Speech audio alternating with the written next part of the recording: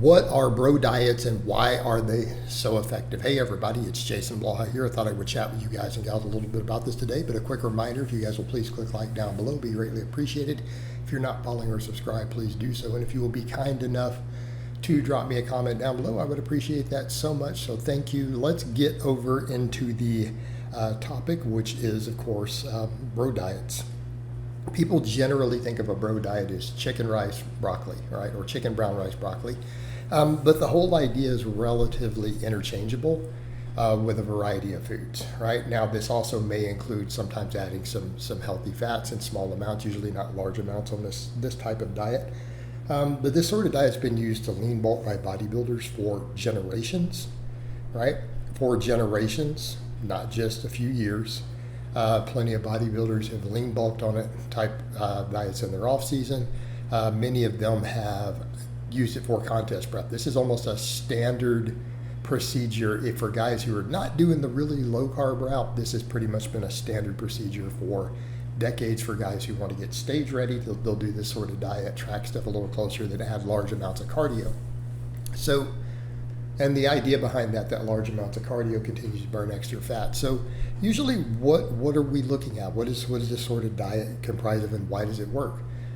Well, it's usually very efficient. And if you think about just basic human biology, human nutrition, it makes sense why not only bodybuilders, but tons of athletes, right, are successful in this. In fact, way more successful than any of the more common fringe diets, like various keto diets, low carb diets. Vegan's almost unheard of successfully in most serious athletes. Carnivores, completely unheard of. To some extent, even paleo type diets from the past get a little difficult here. So usually what you see here is lean protein. Now, chicken is just an idea, right? It's just an idea. It doesn't have to be chicken. Why is chicken done? Because it can usually be very lean. Usually chicken breast is extremely lean. It's a lean animal protein. It's easily sourced in large amounts, and generally speaking, as far as most proteins go that are palatable, chicken is extremely inexpensive. So keeping in mind, a lot of people, when they're doing these sort of contest preps or everything, they don't always have a lot of money. It's not always wealthy people. It's not always people with lots of money. It is a very inexpensive protein source. It still happens to be taste good if you can cook it right. Even if you think it's dry or bland or whatever, it can still be kind of done to taste. It offers a low fat, very low saturated fat, lean source of animal protein, of high quality protein. Now, this sort of diet, oftentimes some leaner dairy is done. You'll see either fat-free milk, you'll see Greek yogurts, you'll see protein powder, whey protein, and that usually helps because, again, you get a little better amino acid profile. You'll get the calcium you may be missing. But a lot of times guys will do this sort of diet and just pop a multivitamin while they're cutting to make it through there. And I'm not saying that's the best approach, but it can work in the short term. But it does make sense to maybe add dairy there sometimes. But guys also do other lean proteins. A lot of people on this sort of diet will do fish. They might do really, really, really lean beef. And these are all viable. Why? It's easy to get the protein you need to reach your goals, that 1.5 grams per kilogram of body weight, or people who do the little more old school, they just shoot for a gram per pound of body weight. So it's super easy and it's super inexpensive for people to just simply cook 2 pounds of chicken breast, have 200 grams of protein roughly, done.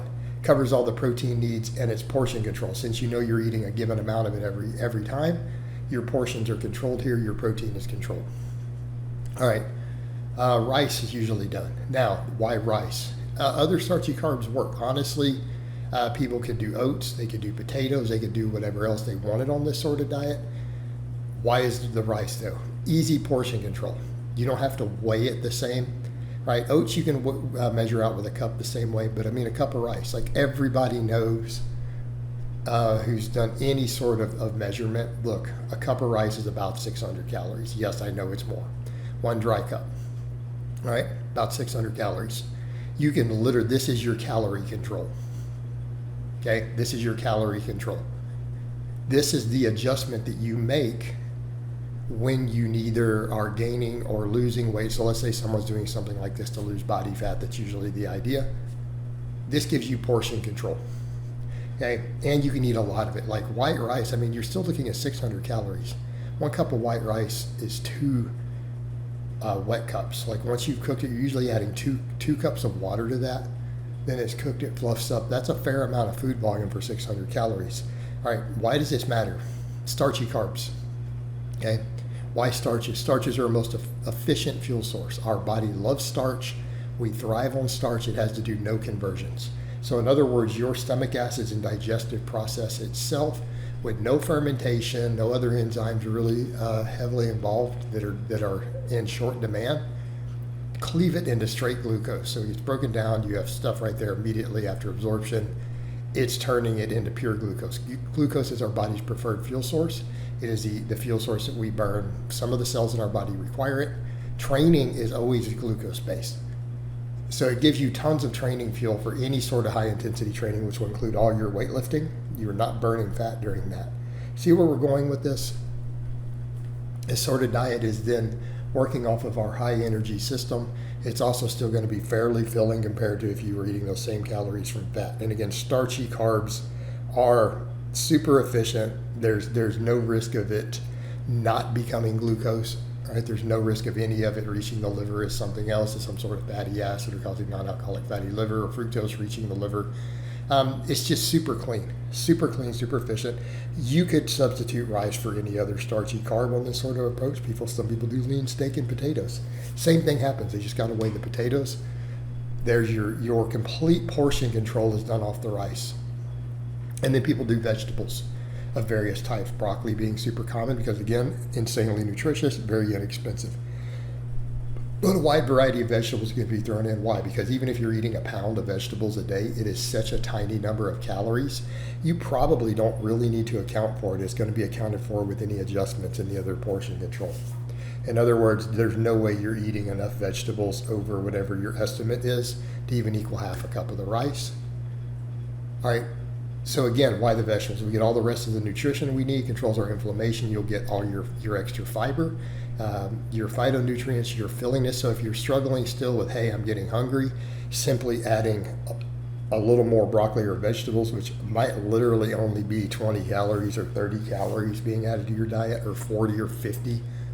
50 calories of extra vegetables added is a very large amount of food volume.